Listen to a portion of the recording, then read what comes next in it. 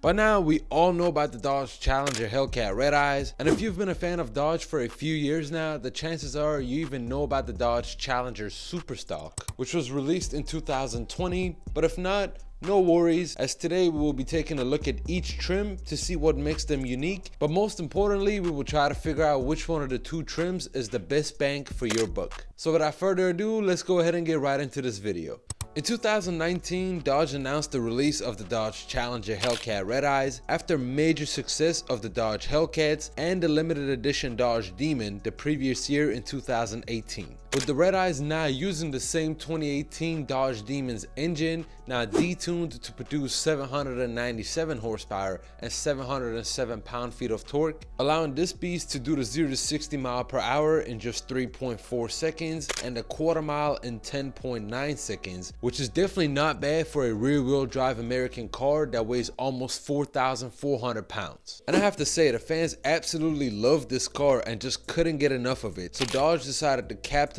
on this new market by coming up with yet another limited edition Dodge Challenger, now called the Dodge Challenger SuperStock, this time producing 807 horsepower and 707 pound-feet of torque from that same 2018 Dodge Demon engine that we talked about earlier. This beast could do the 0 to 60 mile per hour in just 3.3 seconds and a quarter mile in 10.5 seconds, beating the Redeye by almost a half a second in a quarter mile race. And if you're thinking to yourself, since the cars have the same engine, how come one makes more horsepower than the other? And that's just because the cars were tuned differently to give the SuperStock a slight edge on the horsepower. But that's not the only thing helping this trim achieve those numbers, as this trim is only available in a wide body, meaning you're automatically getting thicker tires compared to the narrow body Redeyes, which use a 275/40/20 all-around setup. But this car gets even thicker tires than the ones used on the wide body Redeyes, since the wide body Redeyes receive these 305/35/20s, but the SuperStock receives these Nitto NT05R drag radials, which are sized at 315/40/18s, significantly helping this car get more grip as it spins much less.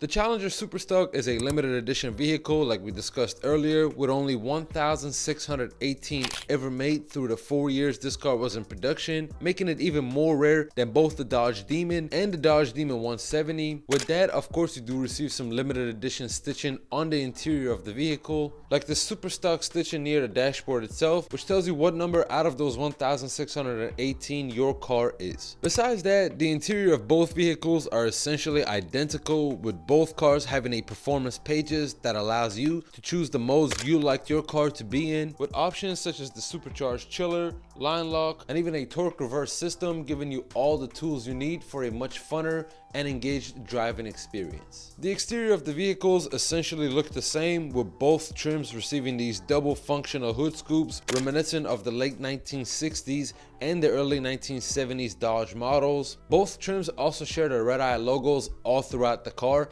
as the SuperStock for some reason didn't receive its own unique logo, making it very hard to differentiate the two by just looking at it. However, those drag radials always are a giveaway that this is not just a normal Redeye. Everything we talked about so far will lead me to my final comparison between the two, which is the starting MSRP on these cars, with the cheapest starting MSRP I could find on a wide body Redeye being right around $75,000 for a new one, and the cheapest MSRP I could find on a SuperStock was right around $91,000, leaving an average difference of around $15,000 between the two trims. Now, is that difference worth it in my opinion? No, not really, because you can always buy yourself some drag radials for your wide body Redeye and essentially achieve the same numbers, since the cars do have the same engine. And if you want to say that the SuperStock has 10 more horsepower, then you can always use the same tune to achieve the 10 extra horsepowers for your Redeye as well. But with some basic modifications on either trim, you could get them both achieving well over 1,000 horsepower anyways, so you might as well save that extra $15,000 for those stitchings on the interior, letting you know you have a unique car,